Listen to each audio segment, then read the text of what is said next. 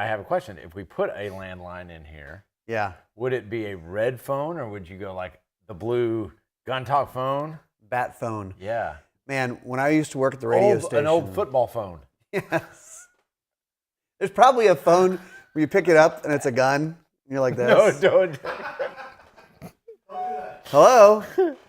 Can we get one of those wind-up phones? Like, hello? Like you talk into the microphone here and you got the... Hello. That would be awesome. Yeah. All right. So, guys, we are dealing with some internet issues. So we're hoping that this stays up so we can see your comments and stuff. But we're live. We've got a belt suspenders situation kind of happening. Just for this purpose. Yeah. Like that's the whole reason we did this. Yep. Oh. Well, the stream is going to be awesome. But if we miss out, Ryan's monitoring Facebook comments. I'm monitoring the YouTube comments. So if we can't read your comments and our internet on our computers freeze, leave some epic comments because we've got a great prize today because it's not one of these. It's not one of these. I'm sorry. Calm down. Hold the phone. Oh, wait, not this. But we are going to do a Ruger bag filled with goodies. I don't know. He's the most generous person I know. I'm telling you, it's going to be awesome. That is an awesome bag. It's a great bag. This has all the stuff in there? Yeah. Like a Ruger knife. A Ruger knife. It's got a Ruger vest. Two Ruger vests. Winter is here. Yeah, two Ruger hats.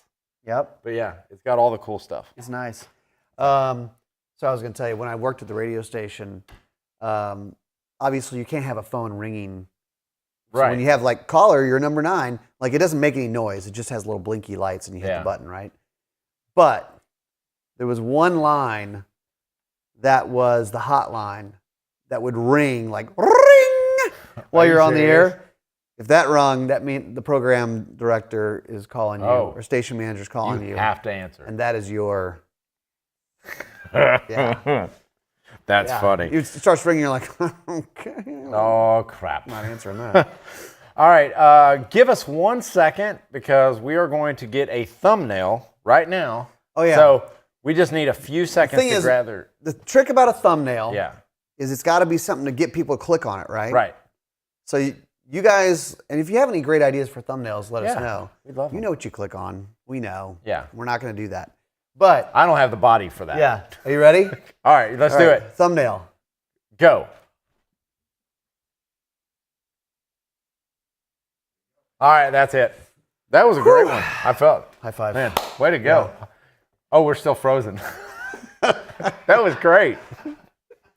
All right. So we have a winner today. I think that's a new thing we do every week. Yes, it has to be. Get a thumbnail. Yeah.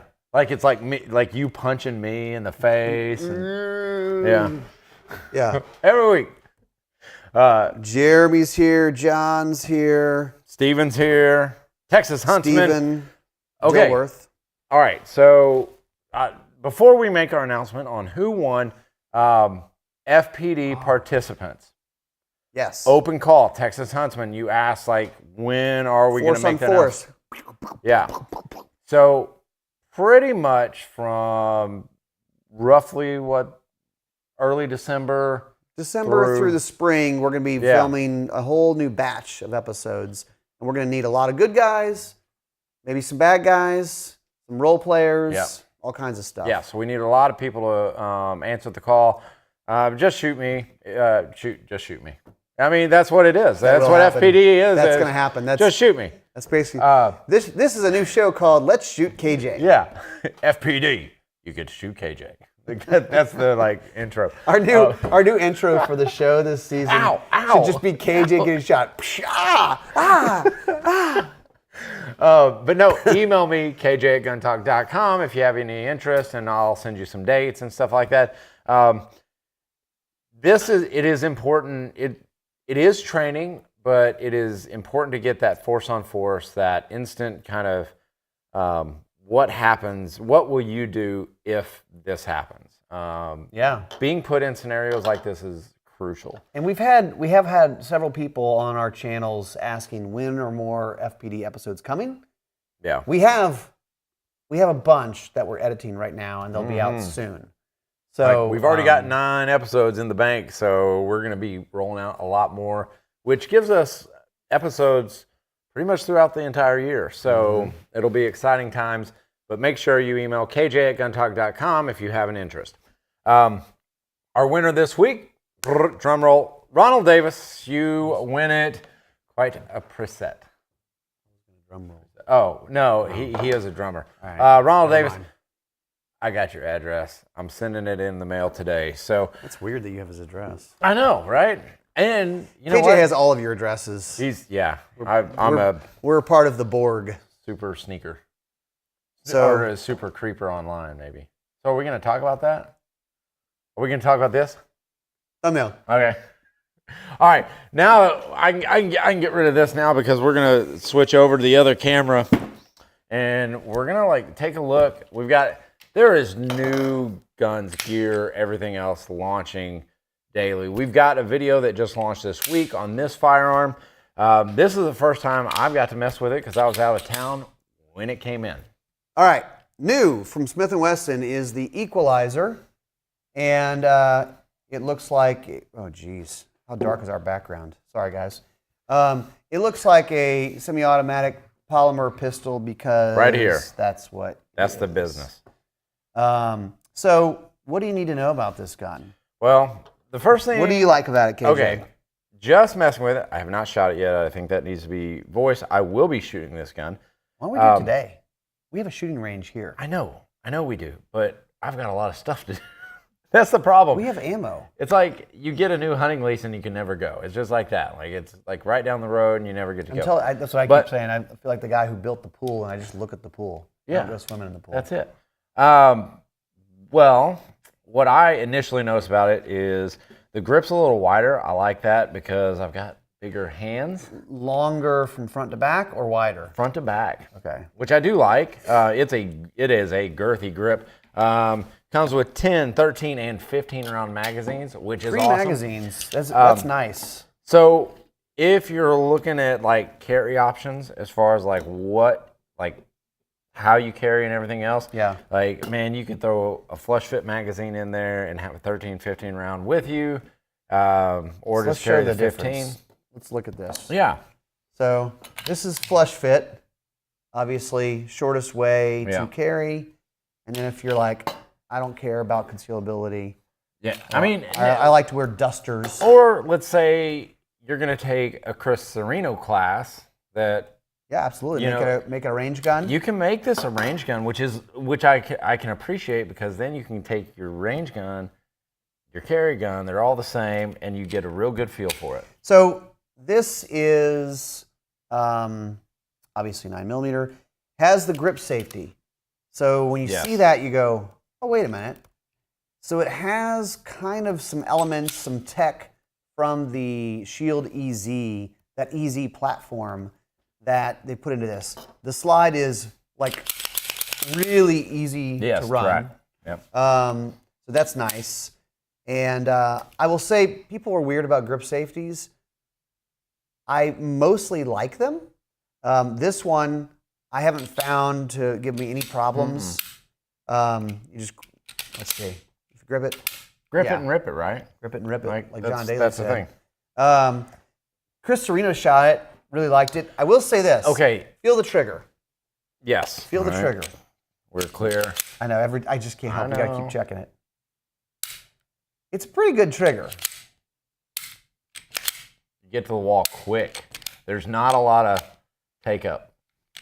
Yeah, it's a pretty good trigger. So that's pretty cool. I think that this falls into, if you're going to compare it, which we do that all the time with guns, is this compares in size and capacity to the 365 Macro and the Hellcat Pro. It's taking advantage of some of that tech in the magazine that lets you get a lot more ammo in the gun. This is, I guess you would say, the big brother of the Shield. Easy. Shield, I just went blank. The one that holds more ammo. It's not. There was the original Shield, which is single stack. Help me out, audience. The Performance Center? The Shield. Pro? That's not Shield Pro. Shield Max? Dude, Corey is online probably screaming at us right I now. don't know. Dude, comment, Corey. 2.0? No, that's a good guess. Dude, we're going to figure this out, and we're going to talk about it. Dude, it's the Shield that is a double stack. Jeez. You know how long it's been since we've had... Plus! Oh, well, yeah. Troy Cooper wins. The Troy Shield Cooper. Plus. All right.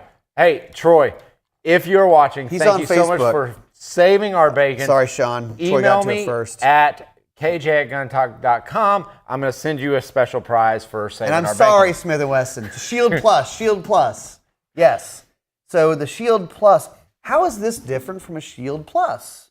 Yes. Tell me more. We should do a video on that. I feel one coming. I will tell you this much: there is always a video coming from Gun Talk because we have so much in the can right now. It's ridiculous. It is ridiculous. And we've got even more coming. We're hiring, by the way. Should we say that? Yeah, you can say that. I'm looking for. We need a few people. You do video work. We could probably use some help if you're just a general creative media office type person. Yeah, that as well. So. Are we hiring in the marketing department? I don't know. We just need people here. We need people. People to do things. We need to fill out the office. Yeah. We have a couple offices here. We've got shooting range on site.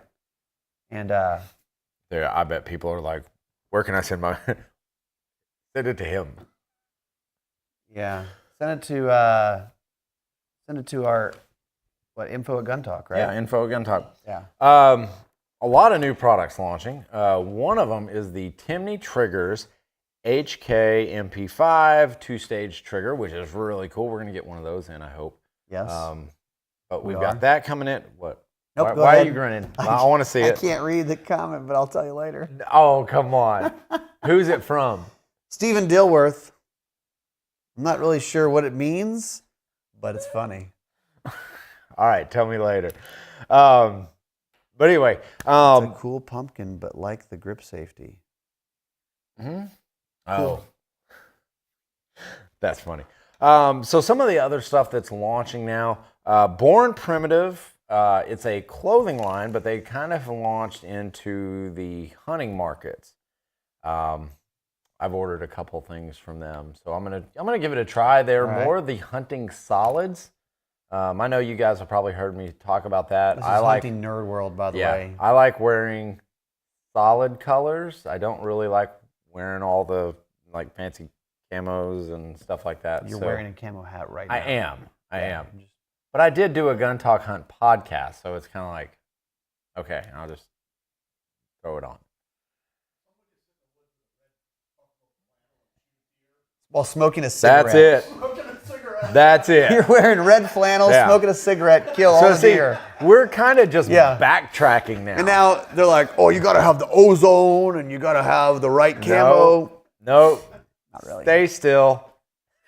I mean, stay still. Hunt the wind, and you're good. So that's why I've kind of started going back to the hunting solids is because, man, when I get out in the field, I don't have to change. I just wear them in town. So cool stuff from Born Primitive. Go give them a check out. Alps Vault Blind Bag. Yes. Yeah, so that was a new one this week. Alps Outdoors and Matt Johnson of The Office, who you guys have seen on our shows. He's like, ooh. He goes, ooh, I've got a better idea. So he sent that forward to us. But you use a lot of blind bags, and you're going to probably use blind bag going out this weekend, right? Yes, I am. Well, decoy bags for sure. Yeah. Try to find some ducks. That's kind of my. It's my cross to bear. Yeah. Yeah, really is what it is. It is. It's stupid. You have to get up super early, earlier than normal hunting. Oh, yeah. Especially if you want to get You have to go out on the water in dark. Yeah. You have to have a lot of gear, and you might shoot a duck. A duck. Yeah. Fill in the freezer, one little teal duck at a time. Man, that little teal duck gonna come down here. We're gonna shoot him right in the eye. In the little eye? In his little eye. Aim for his eye. Oh, geez. And then we've been using it for a while. Silencer Central launches their Banished Backcountry can. They launched that on you November love 1. that. Oh. You used it in Alaska. I used it in Alaska. I've used it. We used it just now in West Texas. And somebody asked how our hunt went, by the way. Someone did? It went well. It was awesome. 4 hunters, 4 dead Scimitar Oryx. In less than 36 hours. Yeah. Yeah. And we hunted with the Ruger SFAR, semi-auto. Yep. No. Self-loading. Small frame auto-loading rifle. Yeah. Yeah. But it's a semi-auto. Yes, it it's is. It's an AR-10, basically. But it was like smaller, lighter, and it was nice. I shot mine 3 times. I hit them really good the first time. Hold a second. There was not an Oryx on that trip, and we're shooting 308. There was not an Oryx on that trip that only got 1 round. Oh, absolutely. They are tough SOBs. Yeah, I mean, I think, and I don't think I told you this, when we cleaned him, the top half of his heart was gone. Oh, I knew that. So, like when I saw you shoot, and you could hear it because we were all shooting silenced, suppressed, and it's like crack, smack. Yeah. And he's like, ooh. Yeah. Well, but my thing is, like, if he's still walking around and even limping. Well, he wasn't even walking. That sucker he was dead before he even took 3 steps. He just didn't know it. Bullets are cheap. Even more. Bullets are, cheapish. You drove all the way to West Texas. Put them down. Throw some more lead into them. And when he shot, I've seen animals react how his did, and I was like, he's dead. Like immediately, and Ryan cracks off another one, and I'm like, huh, okay. And I see him, and he's sitting there stumbling around, and then he cracks off another one. I'm like, man, he really wants him down right there in that spot. No running, no running allowed. But I mean, I'm telling you, it was a great shot. It was a great hunt to watch because I was actually sitting back on a hill watching you. And going, oh man, this is awesome because Ryan sat on. So you physically you stood on the gun on sticks for a little over an hour and 20 minutes. Think about that. That's hard to do. Yeah, he was about 150 yards away, just standing on the sticks. My feet started getting dumb, my neck because you think like, oh, this is nice. Yeah, this works. Yeah. Do that for an hour and 20 minutes. In a screen. In a screen, because he was using an ATN Excite 4K. And I just didn't feel like I didn't want to relax. And then that's the moment he stands up. Because we were waiting for him to stand up. He had laid down and I couldn't see anything but like his horns. Yeah, he just laid down. Mine was a little bit more kind of like what I expect. It was a little bit more rodeo. I mean, that's your style. I mean, that's my style. If it's not a goat rope, I'm not interested. Apparently, yeah. I completely whiffed the first shot. Like, did you miss him or did you not hit him right? No, I missed him. 100%, I missed him. I know I missed him. Like I was nope. You were standing up. Yes. And how far was he? I guessed him at 250, and he was all of like. I would say he was probably like 230 or so. Because the bullet went the second time I shot, I was like, you dumbass. I'm sorry. Yeah. But I was like, anchor down, pull the shot. So all right. So hindsight, and you were standing on sticks, correct? Because I think that was kind of a default for our guides. I think they were like, here are some sticks, stand up. And really, in a lot of situations, that's what was needed to happen. The brush was high enough; you had to stand up. In hindsight, yes, acceptable reticle movement arm. Yes. Was the reticle on the vitals the whole time, or do you feel like you probably should have gotten steadier? I should have backed out. I should have backed the magnification out because I think that messed with me. So when you're shooting like further distance and stuff, our tendency is you want to see that animal and you want to fully like capture him in this like fill the whole field of view of your optic. And just a little trick that works 100% of the time because you're going to notice that wobble, and that's what it was. The bipod was. There's no excuses for a miss like that, But had I done it over like you're talking about, I would have backed that reticle out because then it's like the wobble like almost disappears. Yeah. But you hunt long enough, you do miss, you get excited, you get jacked up, they're in a herd, you got 40 sets of eyes looking at you. Second shot, I felt great about. The guide was like, oh man, you hammered him, he's picking up his front leg. And then he disappeared like a ghost with all the 30 antelope or 40 antelope oryx that were there. They all just ran off, and we were finding little droplets of blood here and there. And my stomach, dude, pit of my stomach, like I was about to throw up because I was like, I guess I made a bad shot. Thank goodness we had a military sniper running Overwatch for us. One of the other hunters, Graham. He was setting up on I think it was a different group. It was the same group that had gone that far. They had run off when you shot. Yeah. They run towards Graham. They had ran right towards him, and he was sitting at 400 yards on a hillside in the prone position. Prone. And he's like, hey, there's this one that's limping really bad. So it happened to be the one that he was like, I'm going to shoot that one. Like, and he hadn't seen him limping yet. And then all of a sudden he sees it, and he sees where I'd shot it, which was exactly where I was aiming. He could see? High shoulder shot. Yes. Yeah. He could see it. And those animals are tough. Yeah. The high shoulder, he wasn't impressed by. No. And they said you had to, on the vitals on that, you had to be a little bit lower.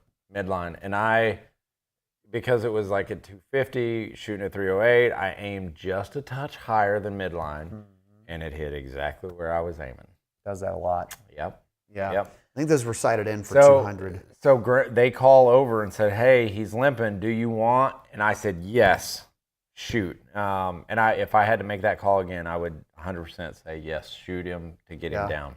So, yeah, so he helped out. Yeah. Texas Huntsman, shoot for hare. Tom Gresham. Yep. That's true. That's 100% true.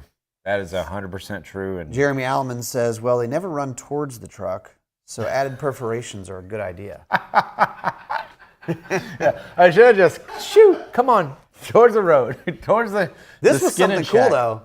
The trucks they were using had special tires, so they told us they're like, don't worry about the roads and stuff. We can drive anywhere because there weren't any trees. It's just scrub brush, mesquite stuff, and all that. So they would just be like driving and be like, and just start going this way. Like let's go that way. Yeah, their tires were filled like with a foam. They were solid, basically. Solid. I couldn't pick one up. One tire, I could barely get it off the ground, and I think it probably weighed close to like 200. No kidding. Plus pounds. Yeah, that was amazing. But no, it's there were a lot. Every time you go out hunting, every time I go out hunting, I always learn just a lesson or I pick up something, which I did a lot of on this trip. And especially watching other guys hunt and going along with other hunters, you just pick up little things, which I think is neat. And it just makes you that much better. You got to talk to the guides for a bit, and they had some input for you. Yeah, guides are always great. Outfitters, they just see so much stuff. Yeah, they appreciated how tuned up we were. We were shooting really good coming out. We brought the right gear. Which is always key, and we were ready to go after it. We weren't kind of sitting around and just taking the easy route. We really put the hammer down on it and got it done quick. Yeah, and we got them out of there a day early, so they were excited about that. You know what I didn't do? What?